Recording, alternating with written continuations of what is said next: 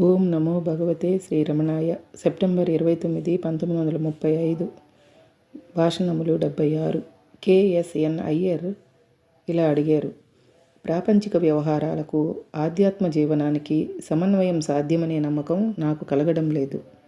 దానికి సమాధానంగా భగవాన్ యోగ వాసిష్టం నుంచి కొన్ని శ్లోకాలను ఉదహరించారు. భక్తుడు: మనస్సు పెట్టని పని తృప్తికరంగా జరగదు. మరి మనస్సుని తత్వచింతనలో పెట్టి పనిని కూడా సాగించేది ఎలా? మహర్షి: మనస్సు ఆత్మ నుండి ఏర్పడిన ప్రతిబింబం మాత్రమే. అది మెలకువగా ఉన్నప్పుడు కనిపిస్తుంది. గాఢ నిద్రలో నీవు ఎవరి కొడుకువి వంటి విషయాలు చెప్పవు. మేల్కోగానే నేను పలానా వాడినని చెప్పి ప్రపంచాన్ని గుర్తిస్తావు. ప్రపంచం లోకమే. లోక్యతే ఇది లోకః అని లోక శబ్ద వ్యుత్పత్తి. అంటే చూడబడేదే లోకం, ప్రపంచం. దీనిని చూసే కన్ను, దృష్టి ఏది? అది అప్పుడప్పుడు మునిగి పైకి వచ్చే అహంకారమే. కానీ నీవు నిరంతరం ఉన్నావు కాబట్టి అహంకారానికి అతీతంగా, సంబంధం లేకుండా ఉండేది చైతన్యం, ఆత్మ. గాఢ నిద్రలో మనసు లీనమవుతుంది కానీ నశించదు. లీనమయ్యేది మరలా వెలికి వచ్చి కనిపిస్తుంది.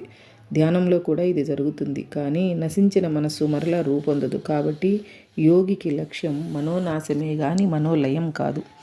ధ్యానం ఇచ్చే ప్రశాంతతతో మనస్సు లయం కావచ్చు, అంత మాత్రం సరిపోదు. దానికి తోడు మరెన్నో అనుష్ఠిస్తేనే మనోనాశనం అయ్యేది. కొందరు ఏదో ఒక చిన్న ఆలోచనతో సమాధిలోకి పోయి చాలా కాలం తర్వాత ఆ ఆలోచన వాసనతో మేల్కొంటారు. ఈ మధ్యకాలంలో ప్రపంచంలో ఎన్నో యుగాలు గడిచిపోయి ఉండవచ్చు. అలాంటి యోగి మనస్సును ఇంకా నాశనం చేయలేదనే చెప్పాలి.